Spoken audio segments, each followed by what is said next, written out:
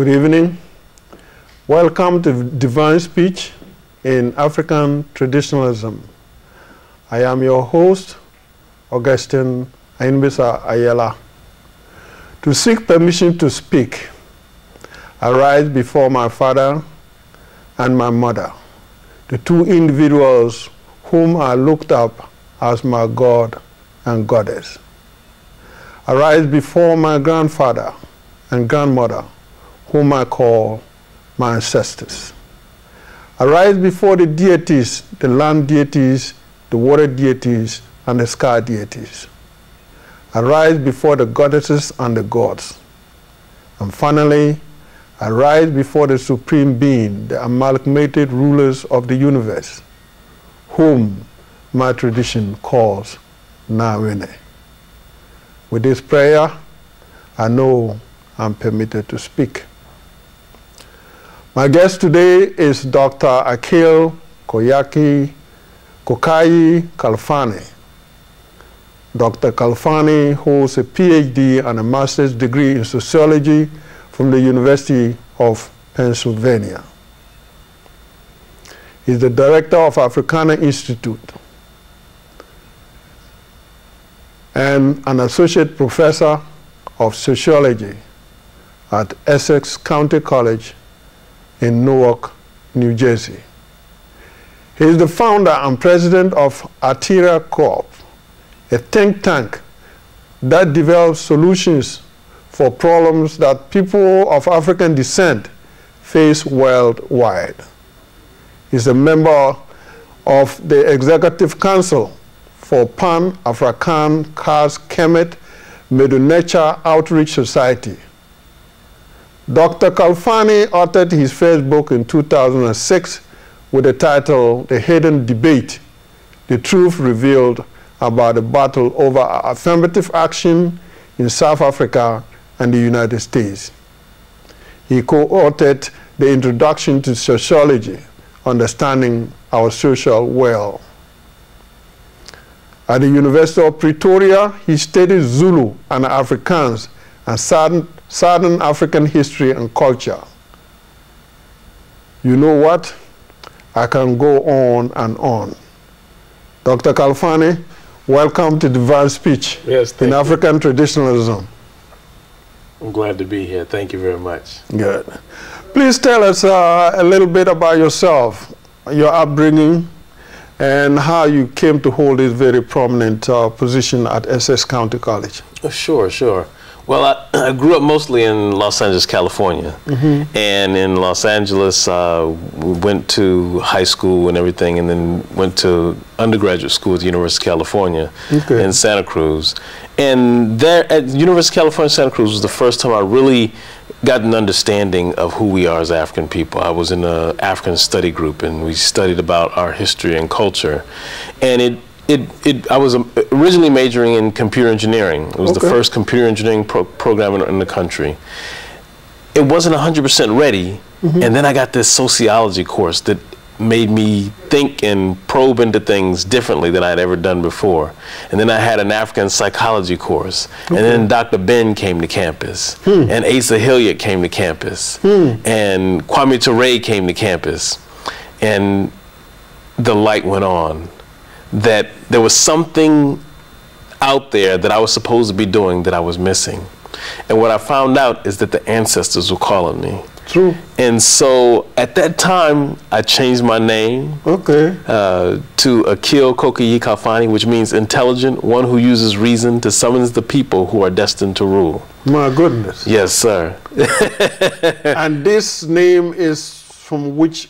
Well, and even that part was interesting because my first and last name are Swahili, and my middle name is Shona from Zimbabwe. All right. And so the names themselves, to me, showed that we as Africans in the diaspora came from many different places on the African continent, but that it didn't matter where we came from. That we were African was the only thing that was really important. Right. And that grounded me and us. And when someone calls my name, it reminds me of my mission. And so the ancestors told me that that's what I needed to do. I need to be more connected. And also, the other part of getting rid of our other names wasn't to shame or to have any disagreements with my parents, but it was to rid ourselves of the last bastions of control of white supremacy.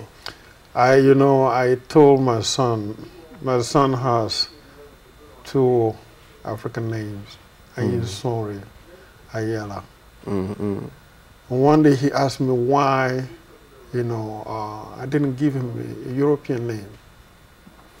And I told him a story about the name Augustine that I have that is attached to my name, because here's a case whereby I've gotten all my documents with this name here, sometimes very difficult to get rid of. And I didn't want him to go through that. Right. So now, if you grow up to be somebody and decide that you're going to put yourself back into that position, that is your problem. But right. I'm not going, to burden you with it. Well, my father didn't burden it to me, didn't give me that burden. I gave it to myself, but I don't want to give it to you. Right. For those of us who are not academically astute, what is Africana? What is the Africana Institute that you heard? So the Africana Institute is a center at Essex County College that is designed to explore African history, culture, to begin discussions, to engage into discourse about who we are as African people. It's really about the Sankofa. Okay. Right. And so we know that we need to go back before we can go forward. Right. And so the Africana Institute allows us to do that. We have conferences and symposiums. And then also one of the major things we do in addition to having cultural things is that we even take trips to the continent. So we've been to South Africa. We're going to Ghana this coming summer. And it's a way of connecting students in a way that they may not necessarily understand. We want them to get grounded in their Africanity. And the other part of it is that the Africana Institute is that the reason we have the name Africana instead of African or African American is that it's about all of us as African people, regardless of where we are. So if you are in the islands in South or Central America, if you're in Europe, wherever you are as Africa, as an African person, you're African. So therefore, we want all those brothers and sisters to feel welcome in the Africana Institute. Oh my goodness. Karaji Woodson, Dr. Karaji Woodson, I don't want to call his name as if I'm belittling him, made a statement in his book, The Miseducation of the Negro, on the world's best kept secret. Quote, the history of African people African Americans is the world's best kept secret. At some point in his life, he modified it to read, the history of Africans worldwide is the world's best kept secret. What is the history Dr. Carter G. Woodson is talking about? Well, I think here he's talking about the magnitude of all the great things that African people created. Which is the basic thing that we created was humanity. And so he's suggesting that we need to go back. This is really back to the Sankofa, that we need to go back to who we are to understand where we fit within the continuum of this larger society, of the global society. There's a word that's used in Southern Africa called Ubuntu. And Ubuntu is a word that, it's hard to make a direct translation, but the essence of it is that your humanity is ensured by how humanely you treat your neighbor. Right? So if you're not willing to treat your neighbor humanely, we say here in the U.S. that we are, therefore I am, therefore we are, that there's this synergy, this symbiotic relationship between the group and the individual. Whereas Descartes would suggest to you, I think, therefore I am, right? No, it's not what you think, it's that the collective enables you to be. and that we're social beings, and that since we're social beings, we create the reality that sits in front of us. So Carter G. Woodson, Dr. Woodson, to me is talking about that us as African people, that you can't, if you only look at the African American, that you're taking his or her reality out of context. Right. That we exist because of the greater things that go on. That is, that we exist because of all of what African people bring to the table. And he would suggest to you that those folks who didn't treat us humanely, that they themselves brought into jeopardy their own sense of humanity. That their own sense of integrity and humanity was questionable because they didn't maintain the simple precept of treating the other brothers and sisters, other people in the society as human. But why are they keeping this secret? Why is this a secret? Why is it that they don't want us to know who we are?